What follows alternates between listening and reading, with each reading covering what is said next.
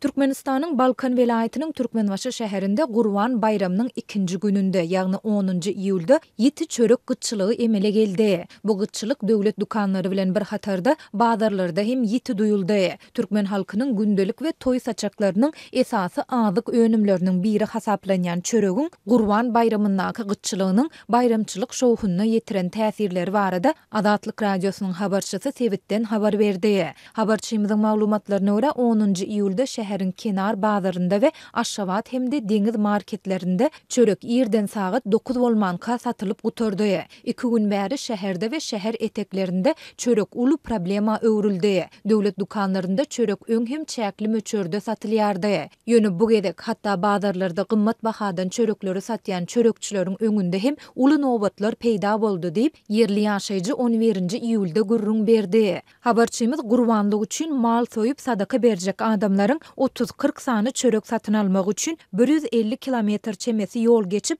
Balkanawadyň töweregine çenli baryp çörek gözlendigini hem aýtdy. Köp adam şol ýerden çörek getirip gurbanlyk sadakalaryny sowdy diýip yerli ýaşaýjy bellidi. Türkmenistanda 9-njy, 10-njy, 11-nji iýulda Gurban bayramy bellenildi. Türkmenler gurbanlyk üçin soýulan mallardan köplenç çorba, dowrama we palaw ýaly etli naharlary bişirýärler we bu naharlary çörek bilen sarp edýärler. Türkmenistanyň döwlet dukanlarynda çöregiň gytçylygy adyndan 5 ýyl bäri dowam edýär. Bu gytçylyk soňky ýyllarda hasta ýitileşdi. Ýöne çöregiň bazarlardaky gytçylygy barada Azatlyň habarçylary tas ilkinji gede habar berýärler. Bu gytçylyk barada yerli häkimetler tarapyndan resmi düşündürüş berilmeýär. Ýöne habarçymyz bilen anonimlik şertinde söhbetdeş bolan yerli söwda edarasynyň işgäri we çörekçiler munyň sebäbini hususy hojalygynda tamdyr çöregini bişirip satýan telekeçileriň Gurban bayramynda öz etrapdyr owalaryna dolanandygy bilen düşündirýärler. Bazarlarda we dukanlarda satylýan çöregiň aglabasy öz hojalygyndaky tamdyrda çörek bişirip satýan çörekçiler tarapyndan öndürilýär. Olaryň aglabasy welaýatyň çetki etrapdyr owalaryndan şähere gelip işleýän ýaşaýjylardyr. Bu ýaşaýjylar bayramçylykda öz ýaşaýan ýerlerine dolanýarlar.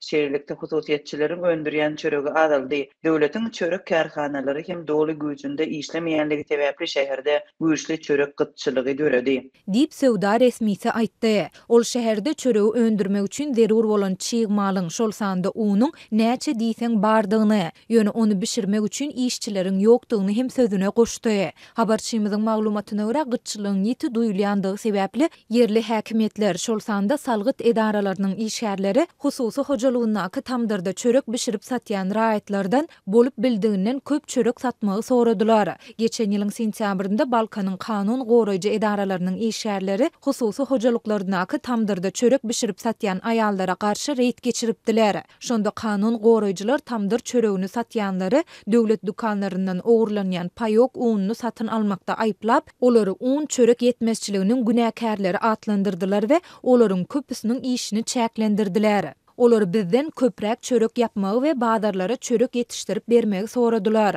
Hatta olar özleriniň çöregiň bahasyny hem goşulmajakdyklaryny wada berdiler diýip hususy hojalygynda çörek bişirip satýan Balkanly Zenan gurrun berdi. Geçen ýylyň 2-nji ýarymynda habarçylarymyz ýurtda dowam edýän ýiti un we çörek yetmezçiliginiň arasynda Aşgabatda hususy eýetçilikdäki çörek karhanalarynyň onlarçasynyň öz işini betedendigine habar berdiler. Bu ýagdaý öndürilýän çöregiň mukdaryny azaltmak bilen bir hatarda yüzlerçe adamyň işsiz galmagyna hem getiripdi. Türkmenistan nobatdaky galla oragynda 1 milyon 400 000 tonna buğday hasylyny ýygnap almagy göz öňünde tutýar.